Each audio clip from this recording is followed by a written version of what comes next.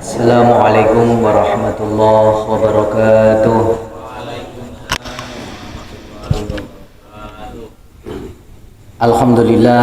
Alhamdulillahilladzi an'ama alaina bi ni'matil iman wal islam wa ya'muruna bil adli wal ihsan. Asyhadu an la ilaha illallah wahdahu la syarikalah wa asyhadu anna sayyidina wa maulana Muhammadan abduhu wa rasuluhu la nabiyya ba'dah. Allahumma salli wa sallim wa barik ala sayyidina Muhammadin wa ala alihi wa sahbihi ajma'in wa tabi'ina wa tabi'at tabi'um alladhi hum bi ihsanin ila yaumiddin. Amma ba'du fa ya ayyuhal hadirun ittaqullaha haqqa tuqatih wa la tamutunna illa wa antum muslimun.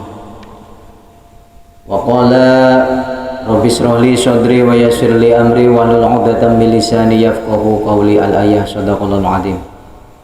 Hadratul kuramah, para alim, para ulama, para kiai, para asatid, wabil khusus yang kami hormati guru kita bersama Kiai Afif Nurdin selaku pengasuh Pondok Pesantren Al Khairiyah dan sekaligus pembina Majelis Ta'lim Lensa Tauhid Cikarang.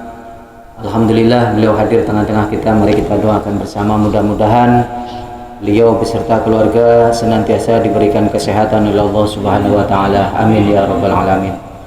Yang kami hormati seluruh jamaah Lensa Tauhid Cikarang serta santri Al Khairiyah, para guru Pondok Pesantren Al Khairiyah yang tidak bisa kami sebutkan satu persatu namanya, namun insyaallah tidak mengurangi rasa hormat dan takdim kami. Pertama-tama marilah kita panjatkan puja rasa syukur biqauli alhamdulillahirabbil alamin atas limpahan karunia dari Allah Subhanahu wa taala, sehingga pada kesempatan malam hari ini kita masih ditakdir Allah berkumpul bermuajahah bil wujud dalam rangka thalabul ilmi. Mudah-mudahan dengan hadirnya kita menjadi kifarat dosa-dosa kita dan menjadikan diri kita senantiasa hamba yang senantiasa taqarrub ilallah, mendekatkan diri kepada Allah Subhanahu wa taala. Allahumma amin ya rabbal alamin. Shalawat teriring salam semoga kita curah limpah kepada junjungan kita Nabi Agung Habibana wa Nabiyana Muhammad sallallahu alaihi wasallam. Mudah-mudahan shalawat dan salamnya Allah terus mengalir kepada beliau, kepada keluarganya, para sahabat, para tabiin, tabiatnya sampai umatnya. Mudah-mudahan kita kelak ditakdir Allah mendapatkan syafaatul uzma di yaumul qiyamah. Allahumma amin ya rabbal alamin. Hadirin jamaah yang dimuliakan Allah Subhanahu wa taala, pada malam hari ini seperti biasa kajian mingguan Lensa Tauhid Cikarang. Namun sebelum kita mengawali kajian seperti biasa kita buka dengan pembacaan tawasul tahlil. Kita hadiahkan pada guru-guru kita, almarhumah, orang tua ataupun sesepuh kita yang telah mendahului kita. Mudah-mudahan almarhumah mendapatkan maghfirah ampunan Allah Subhanahu wa taala, ditempatkan di tempat yang paling mulia di sisi Allah Subhanahu wa taala. Amin ya rabbal alamin. Mangga sareng-sareng kita baca syahadat dan istighfar bersama. Asyhadu an la ilaha illallah wa asyhadu anna Muhammadar Rasulullah. Astaghfirullahal azim. Astaghfirullahal azim. Astaghfirullahal azim. Indamil azim wa atubu ilaih. Ila hadratin Nabi al-Mustafa Sayyidina Muhammad Rasulullah sallallahu alaihi wasallam wa ala alihi wa sahbihi ajma'in wa tabi'ina wa tabi'an tabi'um alladhum bi ihsanin ila yaumiddin radhiyallahu ta'ala anhum syai'ulillahi lahumul Fatihah. A'udzu billahi minasy syaithanir rajim. Bismillahirrahmanirrahim. Alhamdulillahi rabbil alamin arrahmanir rahim maliki yaumiddin. Iyyaka na'budu wa iyyaka nasta'in ihdinas siratal mustaqim siratal ladzina an'amta 'alaihim ghairil maghdubi 'alaihim waladdallin. ثم إلى أرواح جميع الروحان المقدسة الملائكة المقربين خصوصا سيدنا جبريل عليه السلام وسيدنا ميكائيل عليه السلام وسيدنا إسرافيل عليه السلام وسيدنا إجرائيل عليه السلام وحملة العرش والكرسي القربين والروحان المقربين وسفرة البراد الكرام الكاتبين ورقيب وعدد وحافظ ورضوان عليه الصلاة والسلام شيء لله لهم الفاتحة. أعوذ بالله من الشيطان الرجيم. بسم الله الرحمن الرحيم. الحمد لله رب العالمين الرحمن الرحيم مالك إياك نعبد وإياك نستعين اهدنا الصراط المستقيم صراط الذين أنعمت عليهم غير المغضوب عليهم ولا الضالين. ثم إلى أرواح جميع أصحاب رسول الله أجمعين الأنصار والمهاجرين وخلفاء الراشدين خصوصا سيدنا أبي بكر الصديق رضي الله عنه وسيدنا عمر بن الخطاب رضي الله عنه وسيدنا عثمان بن عفان رضي الله عنه وسيدنا علي بن أبي طالب كرم الله وجهه وشاعر الأسابيع وشاعر الكرام سيدنا سعد وسعيد وطلحة عبد الرحمن بن وسيدنا حسن والحسين وسيداتنا خديجة كبرى وفاطمة الزهراء وعائشة رضا وجميع أهل البيت غيرين أجمعين شيء لله لهم الفاتحة. أعوذ بالله من الشيطان الرجيم. بسم الله الرحمن الرحيم.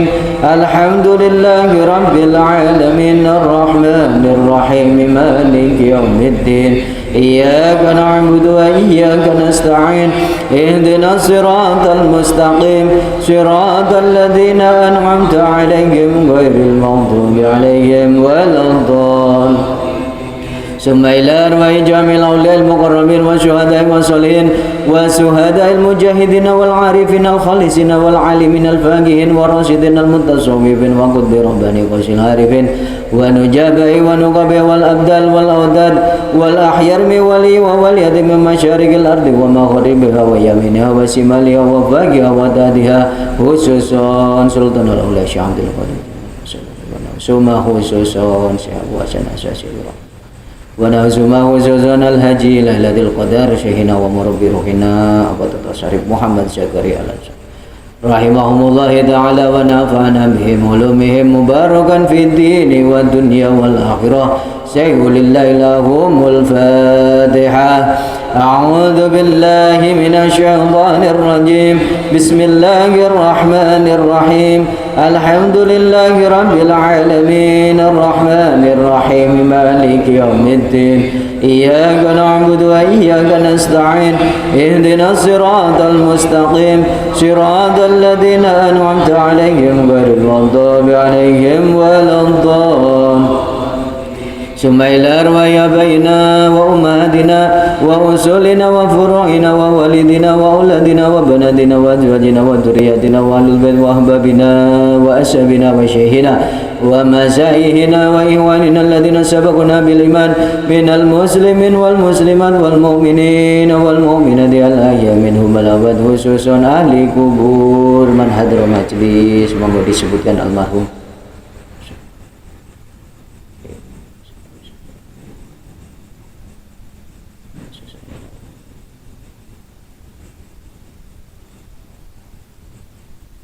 اللهم اغفر لهم وارحمهم وعافهم واعف عنهم اللهم لا تحرمنا أجرهم ولا تحرمنا بدهم واغفر لنا ولهم شيء لله لهم الفاتحة.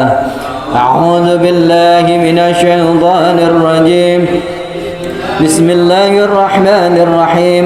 الحمد لله رب العالمين الرحمن الرحيم مالك يوم الدين إياك نعبد وإياك نستعين اهدنا الصراط المستقيم صراط الذين أنعمت عليهم غير المغضوب عليهم ولا الضالين. ربي نويت تقربا إلا الله أفضل ذكر فاعلم أنه لا إله إلا الله حي الموجود لا إله إلا الله حي المعبود لا إله إلا الله حي الباقي لا إله إلا الله لا إله إلا الله لا إله إلا الله لا إله إلا الله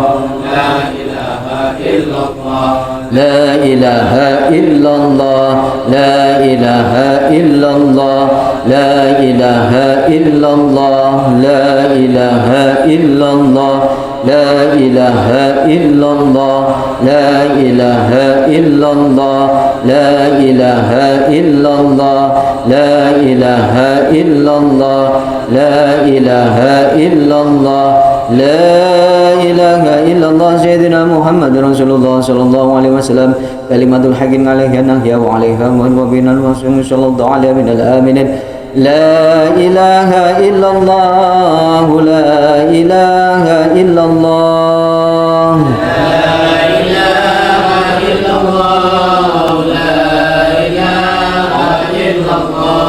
لا إله إلا الله سيدنا محمد رسول الله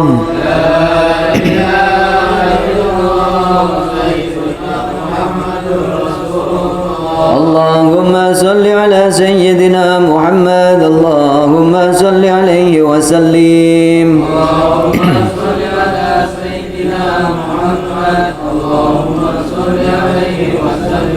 اللهم صل على سيدنا محمد يا ربي صل عليه وسلم اللهم صل على سيدنا محمد يا ربي صل عليه وسلم سبحان الله وبحمده سبحان الله العظيم سبحان الله وبحمده سبحان الله العظيم سبحان الله وبحمده سبحان الله العظيم اللهم صل على حبيبك سيدنا محمد وعلى آله وصحبه وبارك وسلم أجمعين اللهم صل على حبيبك سيدنا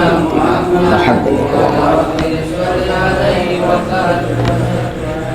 الفاتحة أعوذ بالله من الشيطان الرجيم بسم الله الرحمن الرحيم الحمد لله رب العالمين الرحمن الرحيم مالك يوم الدين إياك نعبد وإياك نستعين اهدنا الصراط المستقيم صراط الذين أنعمت عليهم غير المغضوب عليهم ولا الضالين.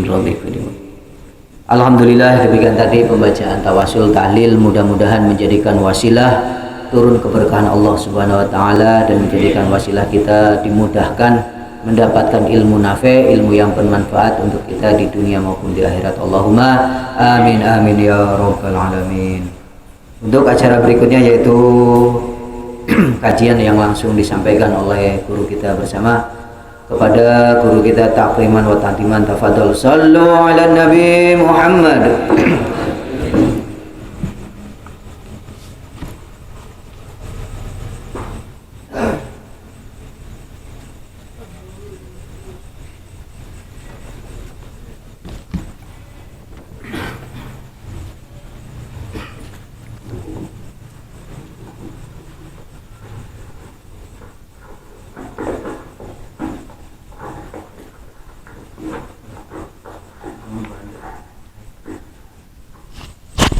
Bismillahirrahmanirrahim. Assalamualaikum warahmatullahi wabarakatuh. Waalaikumsalam warahmatullahi wabarakatuh.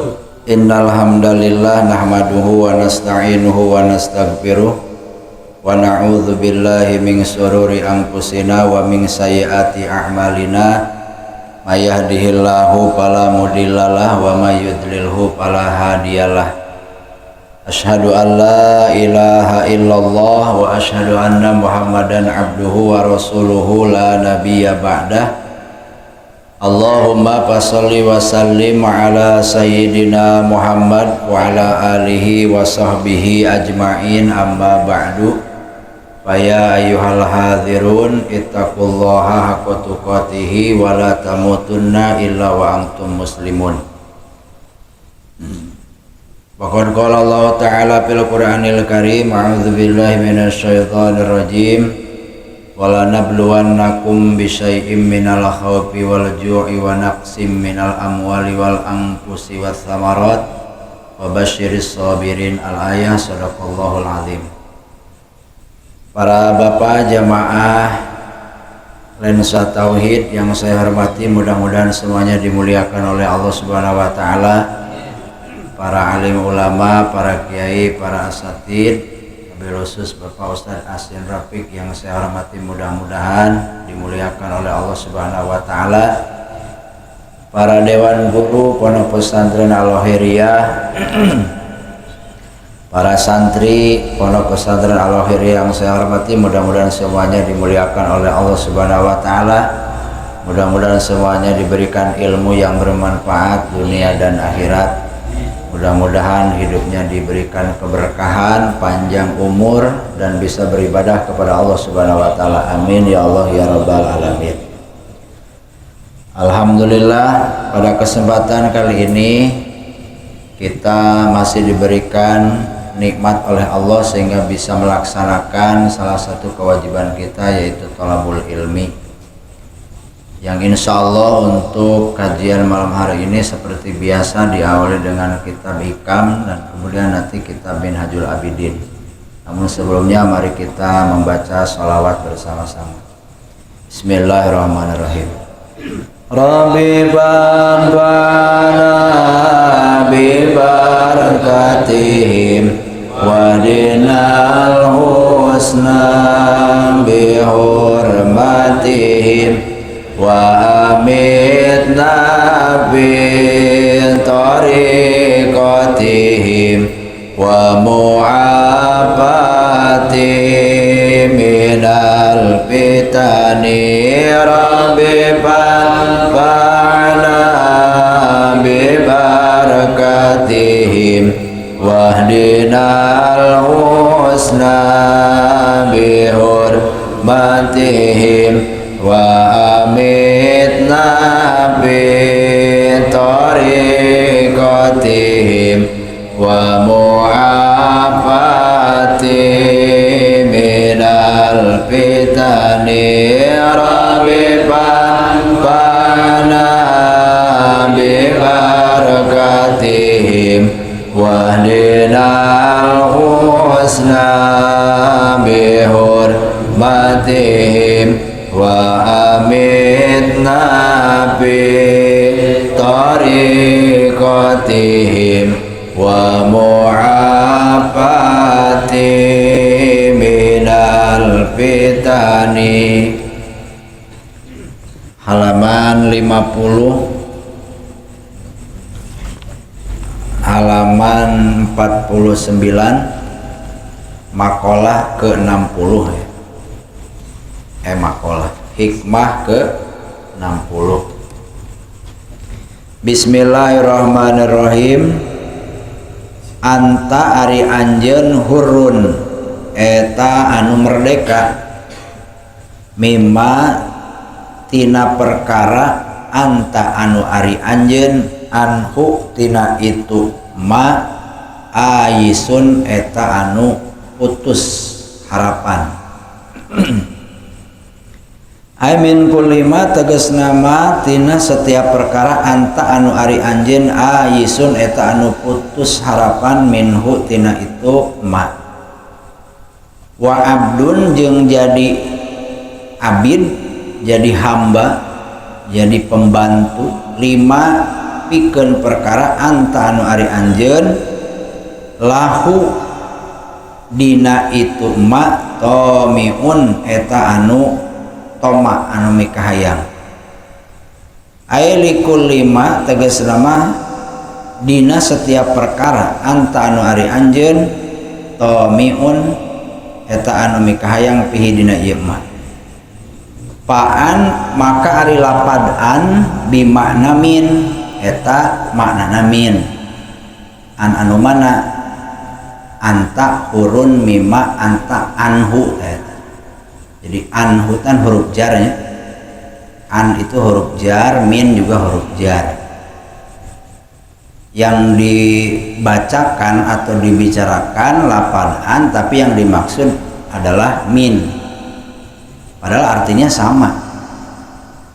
Tina lamun cek bahasa Sunda, lamun bahasa Indonesianya dari, bahasa Jawanya berarti saking ya, saking ya, saking. Tina teh saking ya. Kang mah anu, Kang ya anu kan.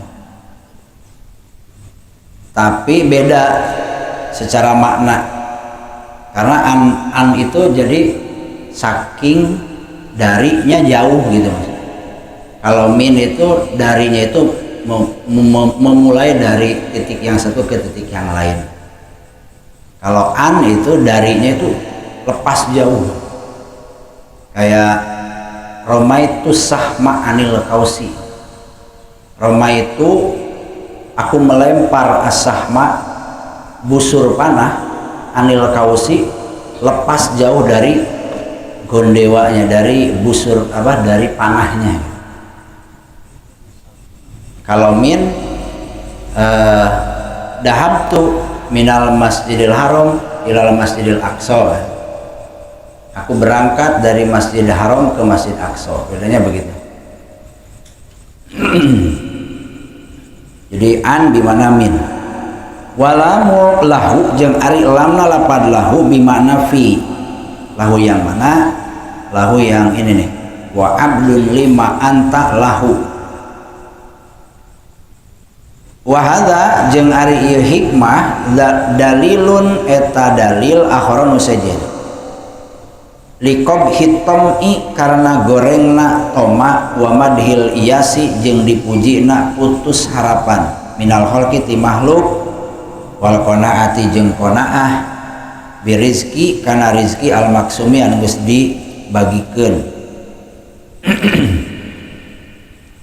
Wa bayanu jeung ari penjelasanana itu hadza ana tom'a eta sanyana toma fisai dina hiji perkara ubudiyatun eta ngajadikeun hamba lahu pikeun itu se kama annal ya'sa seperti yang sanyana putus harapan minasai tina hiji perkara riyatun eta ngajadikeun merdeka minhu tina itu se lianahu yadulu ala pirogil qalbi lianau karena sanyana itu yaksi ya dulu eta nuduhkeun itu yaksi ala pirogil kolbi karena beresna hate kosongna hate minhu tina itu se waginahu jeung teu butuhna itu kolbu anhu tina itu se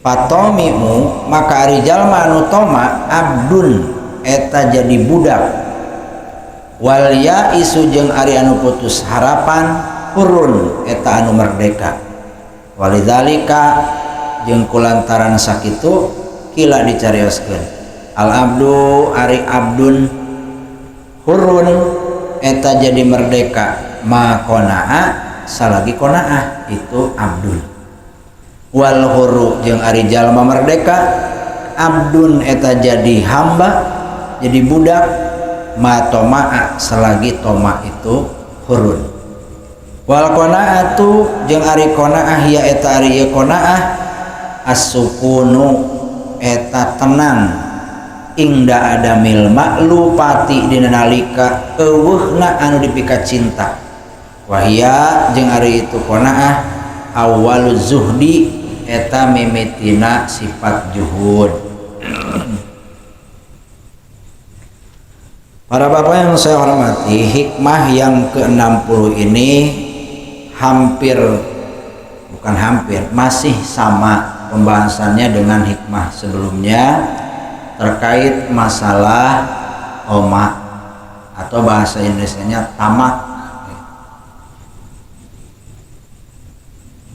Bedanya untuk hikmah yang ini menjelaskan efek samping, efek negatif dari sifat tamak yang ada di diri manusia.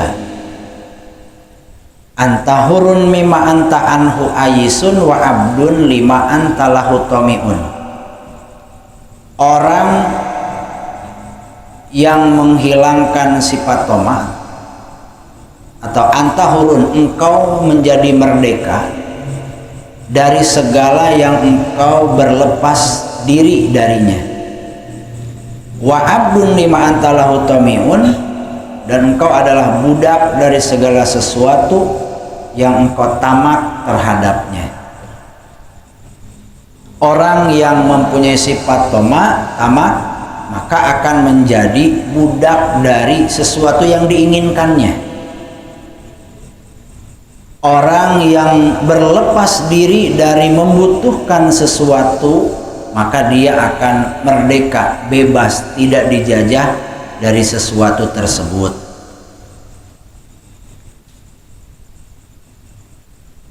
Pada dasarnya alam semesta ini, alam dunia ini oleh Allah ditundukkan kepada seluruh umat manusia. Jadi alam ini ditundukkan oleh Allah kepada seluruh manusia. Dalilnya di dalam Al-Quran jelas, alam taro annallaha sakhara lakum ma fil ardi. Apakah kalian tidak berpikir bahwa sesungguhnya Allah menghinakan, menundukkan, naklukkan untuk kalian segala sesuatu yang ada di bumi. Kalau di dalam kitab tafsir Jalalain, ma fil ardi, di sana dicontohkan hewan ternak, tanaman, tumbuhan. Oleh Allah ditundukkan, ayam ditundukkan untuk manusia sehingga bisa dimanfaatkan dan dimakan. Tidak dimakan, diambil telurnya. Domba ditundukkan oleh Allah sehingga bisa disembelih kemudian dikonsumsi. Sapi, unta dan lain sebagainya. Manusia lebih mulia dari mereka, maka mereka ditundukkan oleh Allah tujuannya untuk bisa dimanfaatkan. Bahkan ada kuda yang ditundukkan oleh Allah sampai bisa dijadikan kendaraan. Kalau tidak ditundukkan oleh Allah, mereka semuanya akan berontak dan tidak bisa dimanfaatkan oleh kita sebagai manusia. Maka itu adalah sebuah kenikmatan dan bukti nyata bahwa benar-benar kita dimuliakan oleh Allah sampai-sampai segala sesuatu yang ada di bumi ditundukkan oleh Allah. Artinya apa? Isi bumi ini milik kita sebagai manusia, dan harusnya kita bisa memiliki itu semuanya dalam tanda kutip. Tajri wal fulka tajri fil bahri bi amrihi. Apakah hanya perkara yang ada di bumi yang ditaklukkan oleh Allah? Tentu tidak. Segala sesuatu yang ada di langit pun, yang ada di laut, semuanya ditaklukkan oleh Allah untuk manusia. Kita lihat perahu. Perahu ditundukkan oleh Allah sehingga bisa ngambang, bisa terapung dan bisa dijadikan kendaraan oleh manusia. Kalau tidak ditundukkan oleh Allah, maka perahu ini tidak akan bisa dijadikan kendaraan. Seberapa banyak pun manusia membawa barang, bahkan mobil sekalipun bisa masuk ke kapal yang besar, Alperi, dan itu tidak tenggelam, mereka terapung di atas kapal tersebut. Itu ditundukkan oleh Allah. Tapi kadang-kadang kita tidak ingat bahwa itu adalah kekuasaan Allah. Kita mikirnya ya karena iya emang kapal, ya pantaslah kapal, kan begitu. Ciptaan manusia. Coba kalau kapal di Jentina kardus gitu, dilelap. Jadi sesuatu yang biasa-biasa karena memang sudah menjadi kebiasaan. Dari zaman dulu kita paham bahwa kapal dengan teknologi tinggi ataupun tidak pasti akan mengapung di atas air. Tapi kalau kita berbicara hakikat, kita harusnya ingat bahwa itu adalah kekuasaan Allah yang menundukkan kapal sehingga bisa mengapung dan bisa dijadikan kendaraan oleh manusia. Wa yumsikus sama, langit pun ditundukkan oleh Allah sehingga bintang tidak jatuh, bulan tidak jatuh, matahari tidak jatuh.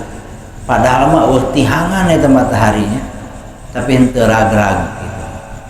Bayangkan kalau oleh Allah tidak ditundukkan, bintang setiap hari akan jatuh ke bumi dan mengenai seluruh umat manusia, maka dipastikan manusia akan binasa semuanya. Karena bintang itu terlihat kecil di sini, pada dasarnya, pada hakikatnya mereka besar. Bahkan menurut sebagian ilmuwan, matahari saja itu besarnya lebih besar daripada bumi kan. Kalau bulan ada yang mengatakan hampir sama dengan bumi atau setengahnya bumi. Menurut ilmu pengetahuan umum ya, alam ya, ilmu pengetahuan alam, IPA. Dan itu semuanya kalau kita kembali kepada hakikat, Allah yang menundukkannya. Untuk siapa? Untuk kita. Makanya di sini ada kalimat illa biizni. Semua itu bisa terjadi karena ada izin Allah. Ada kersaning Gusti Allah. Cuman kita lupa bahwa itu adalah kekuasaan Allah. Karena memang sudah biasa kita melihat kejadian itu, sehingga kita sering melupakan bahwa itu adalah ketentuan Allah, kekuasaan Gusti Allah. Innallaha bin-nasi laraufur rahim. Sesungguhnya Allah kepada manusia itu sangat sayang, sangat rauf gitu. Pertanyaannya, kenapa langit, bumi, laut ditaklukkan oleh Allah untuk manusia? Karena manusia itu adalah khalifatun fil ardh, wakil Tuhan di bumi. Nah, jadi kita itu manusia sebagai wakil Tuhan di bumi.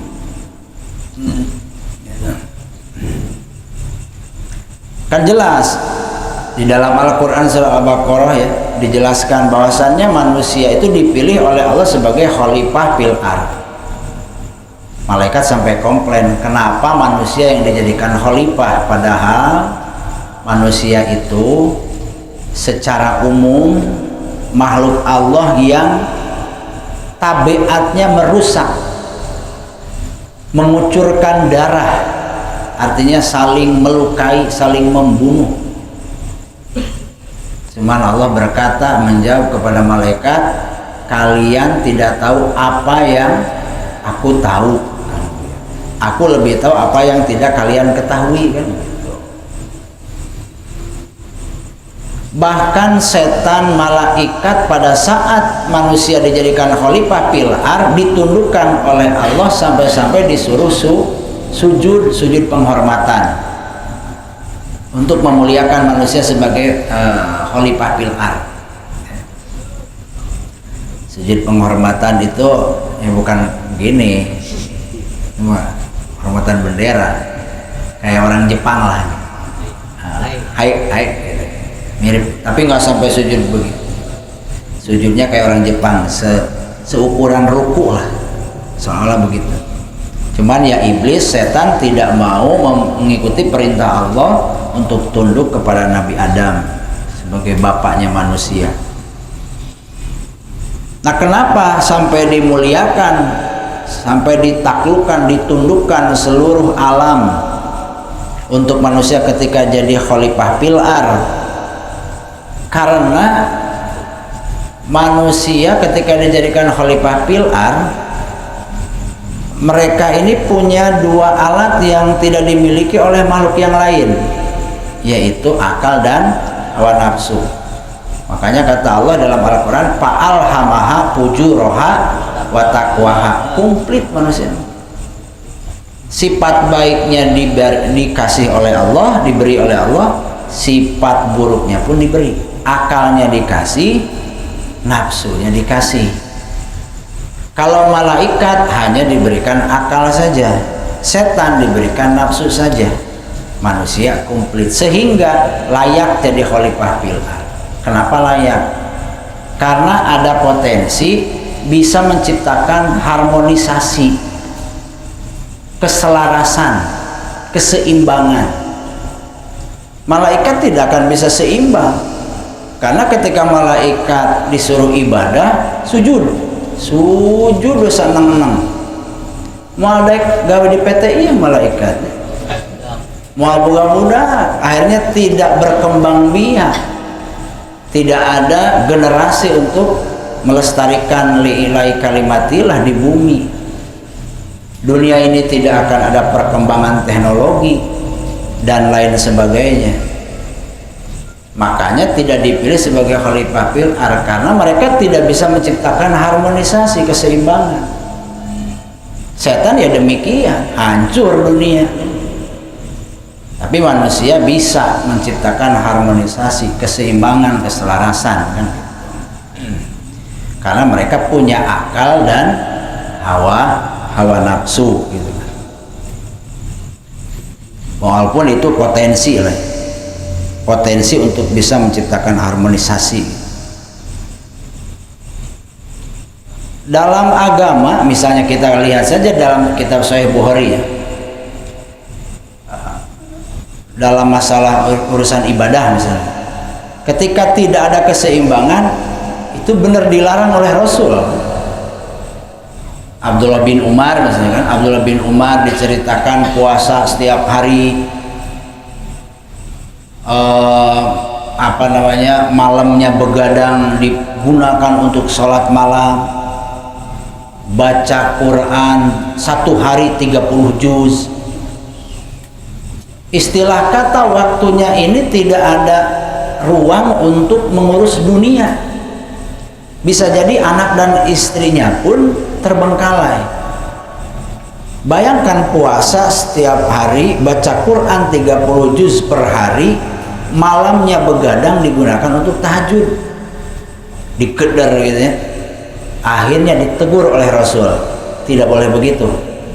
Keluargamu punya hak, tetanggamu punya hak, istrimu punya hak, anakmu, badan kamu, tamu yang datang ke rumahmu punya hak.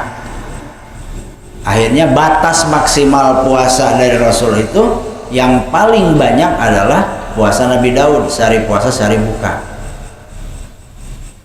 Tahajud sepertiga malam berarti, dari jam 3 atau jam 2. Baca Quran dibatasi oleh Rasul, jangan setiap hari 30 juz, 3 hari 30 juz, berarti satu harinya 10 juz. Alhamdulillah ya. Kalau kita berapa 3 hari? 3 hari juz-juzan. Bulan Ramadan ya paling kita tamat alhamdulillah 30 juz ya. Alhamdulillah. Barengan bagaimana tibang salembar sebenarnya. Tapi kalau bulan Ramadan ya kita lumayan meningkatlah semangat untuk beribadah, walaupun hanya di tanggal awal-awalnya saja. Segitu kebuyuhan. Nah, persiapan bulan Ramadan teh Pak, persiapan ya dari sekarang. Persiapan apa maksudnya? Persiapan untuk memperbanyak ibadah, bukan persiapan ngumpulin belanjaan. Ya eta ge teh naonnya, ada boga duit mah gitu nya. Mun teu boga duit kan riweuh gitu, ngumpulkeun naon gitu. Nah, kembali lagi. Jadi manusia ini punya potensi bisa menciptakan apa? Harmonisasi atau keseimbangan atau keselarasan. Sehingga Rasul itu nggak ada dalam hadis itu Rasul menegur sahabatnya yang apa namanya, yang malas ibadah gitu. Sunat, maksudnya sunat. Nggak ada dalam hadis Rasul menegur sahabat yang malas ibadah sunat. Kalau yang wajib ada. Kenapa? Karena sahabat rajin sih kena. Maka kalau hadis Rasul negur sahabat yang kok kamu jarang ibadah sunat? Karena udah rajin. Tapi kalau hadis yang berlebihan dalam ibadah itu tadi ada tegurannya. Artinya apa? Artinya hadis itu memberikan sinyal kepada kita bahwa boro-boro dalam urusan duniawi, urusan yang tidak baik, urusan ibadah pun yang baik pun harus seimbang. Nah, makanya keluar hadis amal yang paling dicintai oleh Rasul gitu kan adalah sedikit tapi istiqomah kan gitu. Ahabul a'mali adwamuha wa in qala alaih. Amal yang paling dicintai oleh Rasul adalah amal yang sedikit tapi istiqomah. Daripada sekarang baca Quran sehari 1 juz, liburna 1 tahun itu baca Quran. Sholat tahajud 12 rakaat, liburna 12 tahun tahajud. Itu tidak baik. Yang baik itu sedikit-sedikit tapi mayang istiqomah gitu. Karena manusia itu cepat bosan, makanya ya kita alon-alon asal kelakon, sedikit-sedikit gitu kan. Sedikit-sedikit tapi istiqomah. Sedikit-sedikit nggak istiqomah itu lebih jelek daripada yang tadi. Udah mah sedikit nggak istiqomah. Ya, sholat sunat sarokaat witir irit ya. Nah, saputing deh liburnya 1 bulan nggak witir lagi, ampun ya. Nah, jadi usahakan beramal itu sedikit-sedikit tapi istiqomah, mayang lah gitu ya, tidak terputus-putus. Nah, kemudian para bapak yang saya hormati, kemuliaan manusia sebagai khalifah fil ard sampai segala sesuatunya ditaklukkan oleh Allah untuk manusia itu akan bertahan selama akalnya itu menjadi pemimpin untuk hidupnya. Jadi akalnya ini bisa mengalahkan hawa nafsu dan memimpin hidup si orang tersebut. Maka kemuliaan itu akan terus melekat dalam diri manusia selama akalnya menjadi pemimpin. Dan makhluk Allah, alam itu semuanya akan benar-benar takluk kepada orang-orang yang dalam hidupnya melakukan segala sesuatu itu menggunakan akal, bukan menggunakan nafsu. Akalnya yang memimpin. Makanya ada istilah darahnya para ulama itu adalah racun yang mematikan. Itu kiasan. Sehingga kalau ada ular yang mematok ulama, bukan ulamanya yang mati tapi ularnya yang mati. Tenang. Berhubung kita bukan ulama, ya jangan coba-coba maksudnya. Jangan coba-coba. Ya kayak Rasul saja kan ketika di Gua Sur,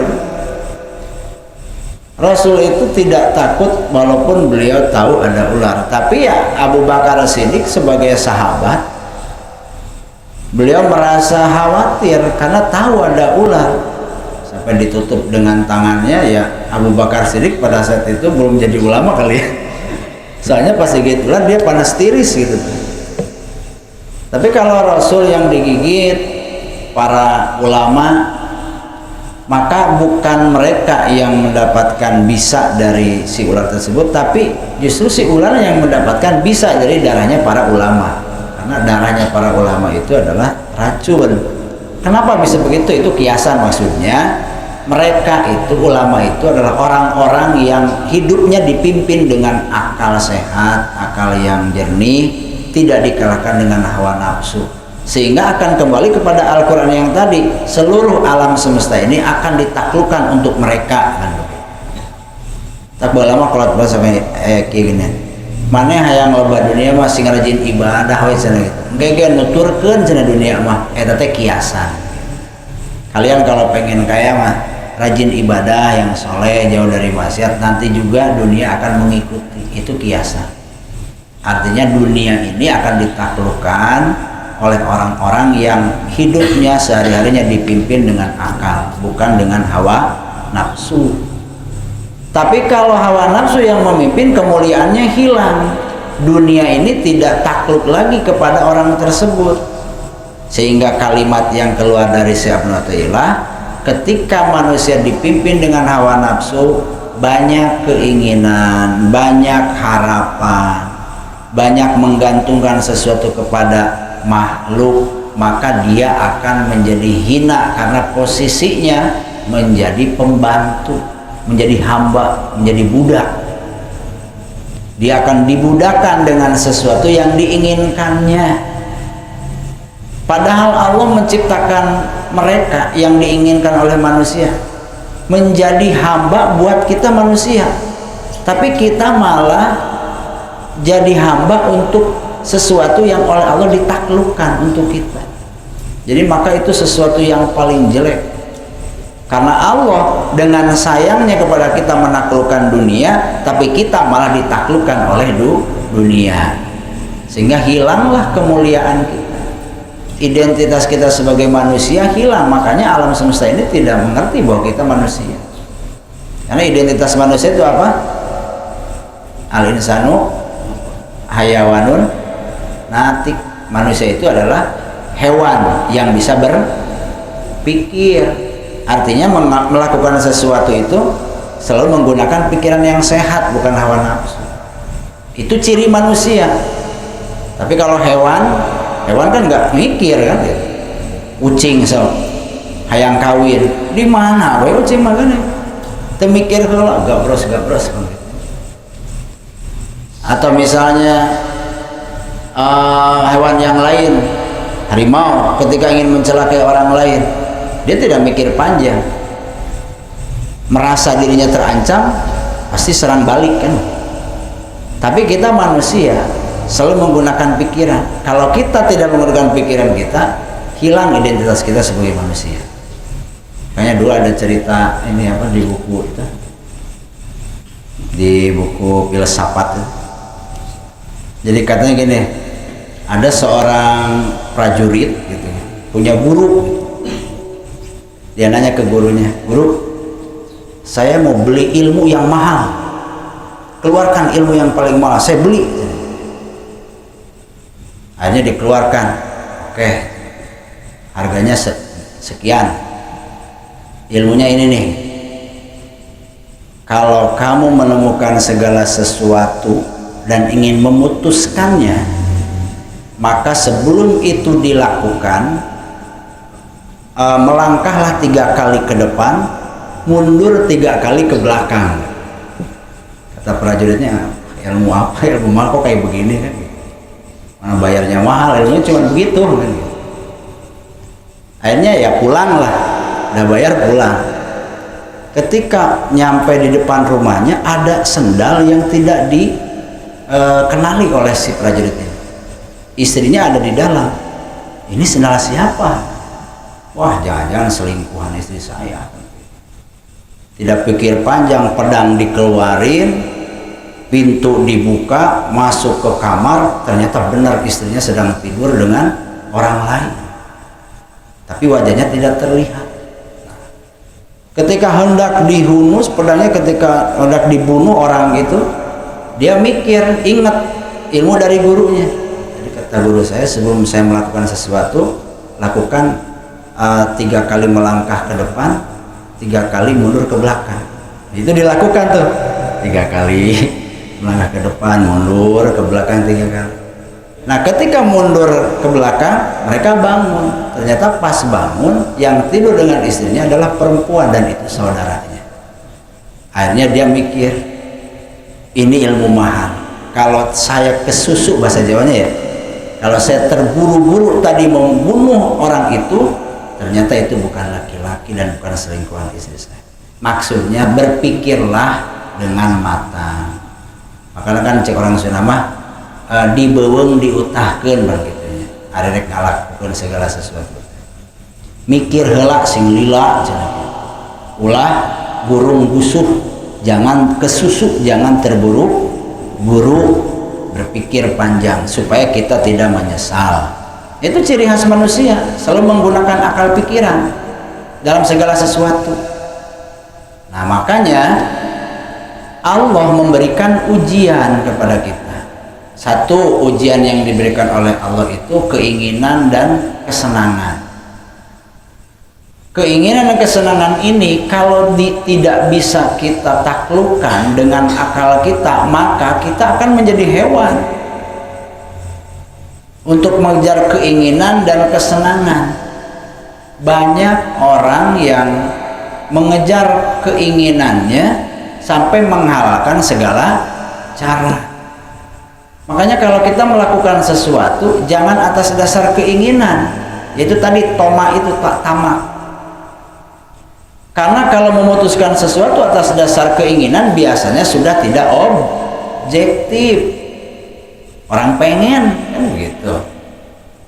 Kita walaupun nanya ataupun dinasehati tidak akan bisa berubah karena kita sudah pengen. Sehingga akal pikiran kita ini tidak bisa berfungsi kalau diawali dengan keinginan atau dikuasai dengan keinginan. Sama halnya dengan kesenangan. Orang yang diliputi dengan kesenangan, maka pikiran sehatnya biasanya sudah tidak jalan lagi karena terlalu senang. Allah berfirman dalam Al-Quran, Zuyyina linnasi hubbus sahawat. Manusia itu diberikan suka dan keinginan untuk mengikuti hawa nafsu sebagai ujian.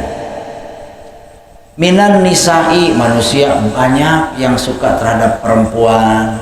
Kesenangannya itu kalau punya perempuan banyak. Makanya ada yang punya istri melebihi batas yang ditetapkan oleh syariat. Ada yang punya istri 6, ada. Yang punya istri 7 sampai 9 ada. Padahal Al-Quran menyatakan yang dibolehkan itu mempunyai istri jumlahnya berapa? 4, itu pun kalau bisa adil, kalau enggak cukup 1. Satu di sini, 1 di sana maksudnya. Gitu. Itu nanya deh. Enggak, pertanyaan jangan dibuka Pak Cem. Sesi pertanyaannya belum dibuka. Tapi rata-rata manusia ya suka perempuan kan? Rata-rata begitu. Kalau yang normal ya. Kalau sekarang kan ada yang nggak normal, disebutnya apa? Gay, LGBT kan, kaum pelangi lah gitu tas. Gitu sakolam bersama cina gitu.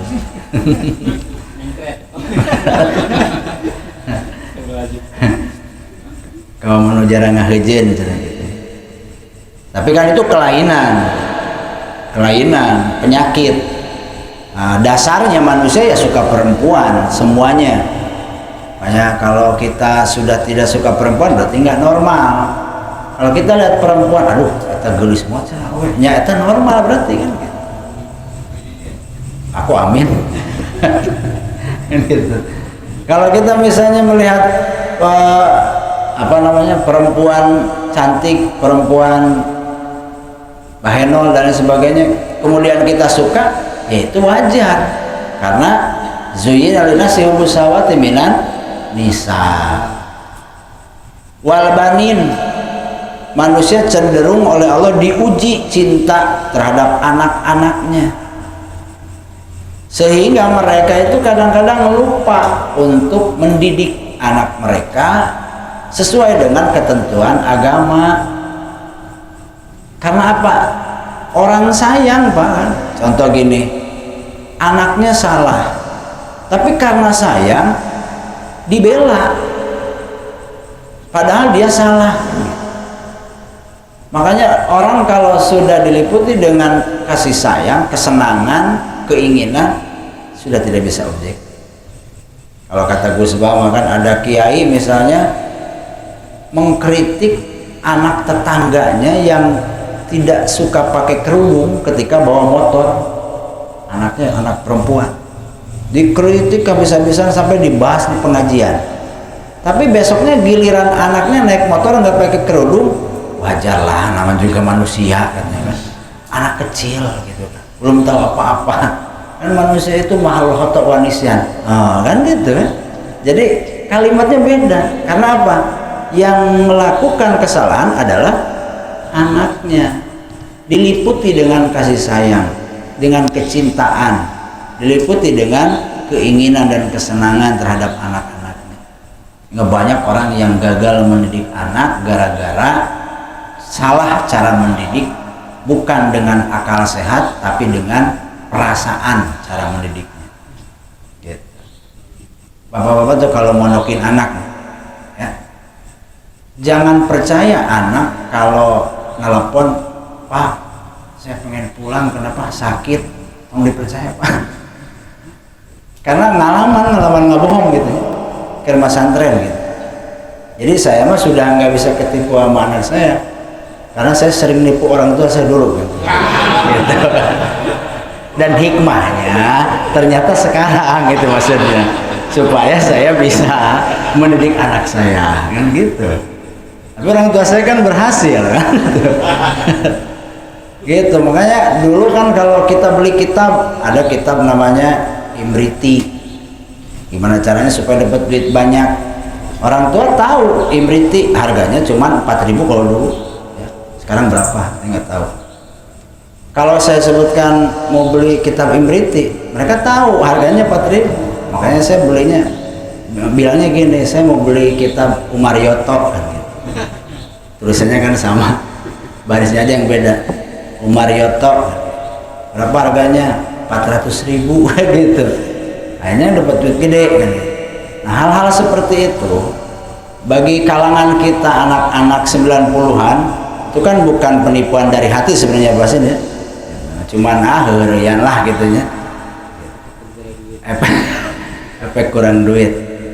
Nah artinya kalau sekarang kita punya anak di pondok misalnya, mau bilang ini mau bilang itu, ya kita jangan langsung pakai perasaan, pakai pikiran jernih. Jangan-jangan anak ini alasan saja mengatakan ini dan itu supaya bisa pulang. Jadi banyak hal-hal yang harus kita pikirkan dengan pikiran yang jernih, bukan dengan perasaan. Karena kalau dengan perasaan nantinya jadi salah cara didik. Wal qanatiri, harta benda al muqantarati yang bertumpu. Orang itu cenderung cinta, suka dengan harta benda yang ditumpuk, yang dikumpul-kumpul. Kan seneng kan? Kalau kita punya duit 1 koper, pulang ke rumah lihat duit, duit koper. Orang rata-rata suka lah mengumpulkan harta, termasuk kita. Minadz zahabi wal fiddah, banyak emas, banyak perak, rumah mewah, mobil bagus, tanah luas kan. Wal khailil musawamah, manusia cenderung menyukai kendaraan pilihan, kendaraan yang bagus, ya. Motor yang bagus, motor anyar dielap gitu. Lamun hujan teh mau dikeluarkeun gitu tah. Nah anyar mumbah gitu barende gitu. Itu saking cintanya ke motor, kalau keluar ada jalan goreng, ada jalan jelek, terus ada airnya gitu kan. Ada tanah di panggul, Pak. Karena takut kotor gitu. Biasanya di mana disimpan, tumben dimasukin ke dalam takut kehujanan. Cenderung manusia cinta terhadap hal-hal seperti itu. Wal an'am wal hars, cinta terhadap peternakan, pertanian. Zalika mata'ul hayatid dunia. Nah itu teh kesenangan dunia. dan ujian dari Allah. Bagaimana ujian ini supaya menjadi jalan untuk nyampe ke Allah? Berarti gunakan akal sehat kita, jangan menggunakan perasaan. Dan itu semua tidak bisa dipungkiri akan hadir dalam setiap pikiran dan hati kita. Kesenangan-kesenangan yang tadi yang dijelaskan dalam Al-Quran itu karena bukan wilayah kita, tidak bisa kita kendalikan gitu maksudnya. Yang bisa kita kendalikan adalah bagaimana pikiran kita ini untuk tidak condong memilih apa yang keluar dari hati kita. Saya pengen banyak harta dan saya kumpulkan. Nah, si pikiran kita bagaimana untuk tidak mengikuti itu. Prakteknya kita bisa dan tidak sudah bukan wilayah kita, kan begitu. Sudah tidak bisa dikendalikan oleh kita. Sehingga dalam agama itu bisa dikatakan baik atau buruk kalau sesuatu itu bisa dikendalikan oleh kita. Tapi tidak bisa dikatakan baik dan buruk kalau tidak bisa dikendalikan oleh kita. Apa yang bisa kita kendalikan? Secara garis besar yang bisa kita kendalikan itu ya akal. Akal itu basiroh lah ya. Basiroh untuk memilih. Saya memilih untuk hidup sederhana, tidak bermewah-mewahan, tidak mencintai harta benda yang bertumpuk-tumpuk, walaupun hatinya masih tetap cinta. Setidaknya akal ini memilih itu. Nah, kemudian Allah menguji manusia dengan ketakutan, kekhawatiran, rasa sakit. Wala nabluwannakum bisyai'im minal khaufi, dan yakin aku akan uji kalian dengan sesuatu. Satu dari ketakutan, takut miskin, takut mati, takut ini, takut itu. Wal ju'i, takut kelaparan. Wa naqsi minal amwal, takut kekurangan. Wal anfusi, takut sakit, takut mati. Was samarot, takut kekurangan buah-buahan. Sakit dihina oleh orang lain, dilecehkan, direndahkan. Nah, itu semua akan hadir dalam diri kita. Tapi ujung ayatnya wa basyiris sabirin, maka berita baik untuk orang-orang yang sabar. Siapa orang-orang yang sabar? Yang menggunakan akal sehatnya. Artinya gini, ya udah, itu kan sesuatu yang tidak bisa kita kendalikan, karena memang itu adalah sunatullah kan. Kita mau nggak mau, kalau Allah sudah menakdirkan itu pasti terjadi. Zuyina linas wala nabluwanakum minasyai'in, rasa takut, rasa senang, itu adalah ketentuan Allah. Ya sudah, artinya kita jangan kaget dengan hal-hal seperti itu. Tinggal akal sehat kita harus memimpin jalan hidup kita. Berangkat melakukan sesuatu bukan atas dasar kesenangan, keinginan, kekhawatiran, ketakutan, dan kesakitan. Kan ada doa yang keterangan yang mengatakan orang yang didolim dosanya itu orang yang didolim doanya itu akan dijabahkan ya.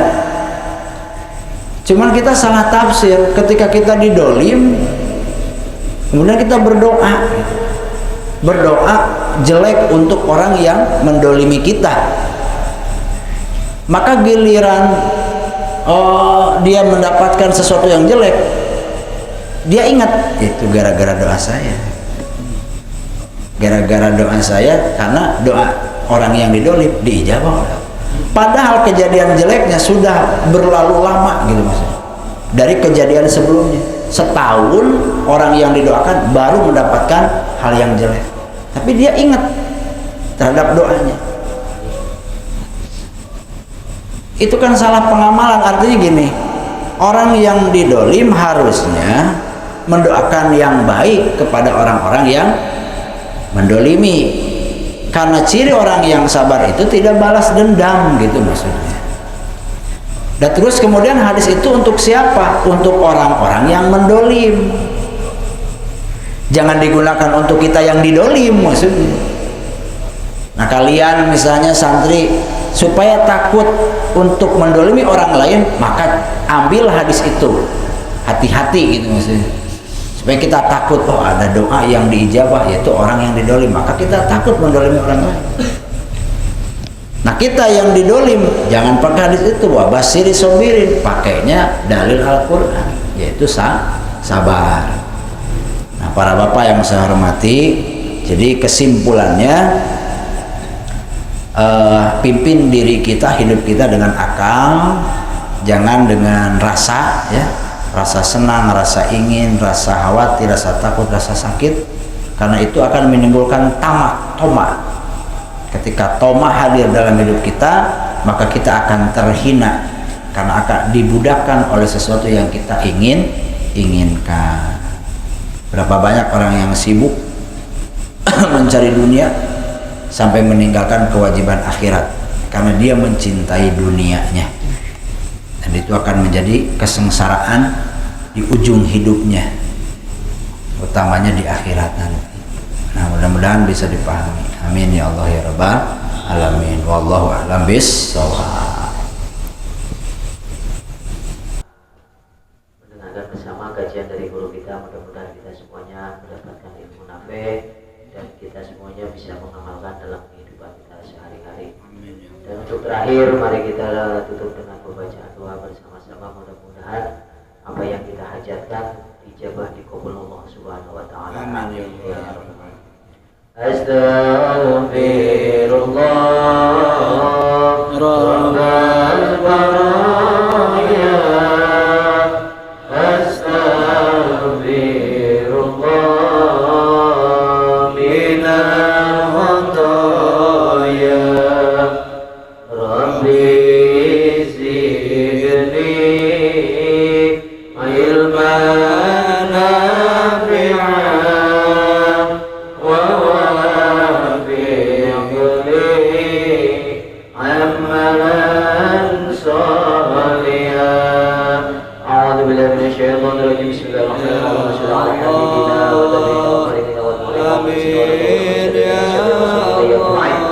Alhamdulillahi rabbil alamin. Hamdan katsiran, hamdan na'iman, hamdan katsiran, hamdan yu'ti ni'amahu wa yuqaddir majidah. Ya Rabbal alamin, bagil jalali wa jalali alim sultani. Illa ya anta subhanahu wa ta'ala bi'atina mahabbataka wa ma'rifataka. Amin. فنسألك اللهم بعزتك وجلالك وجمالك وقوتك وقدرتك وكبريائك وعظمتك وبالحق